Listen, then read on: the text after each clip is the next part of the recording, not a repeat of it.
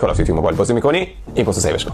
نهایت ریجستر. همونطور که می‌دونید در بازی کال آف دیوتی موبایل یا بازی‌های شوتر دیگه‌ای که وجود دارن شما علاوه بر اینکه دیوایس خوب، سنسیتیویتی یا بیسیک خوب داشته باشید نیازی که اینترنت ثابت داشته باشید.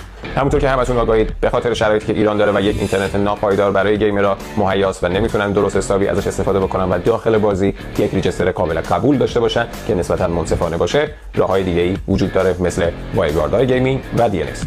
اختصاصی امروز می‌خوایم راجع به DNS صحبت بکنیم و اینکه بدونیم DNS چیه، چه کمکی می‌کنه و چند مدل DNS وجود داره. DNS به شما کمک می‌کنه که یک راه ارتباطی برای آپلود کردن تیر داخل بازی کال آف دیوتی موبایل باشه که سرعت آپلود شما منصفانه و به موقع باشه.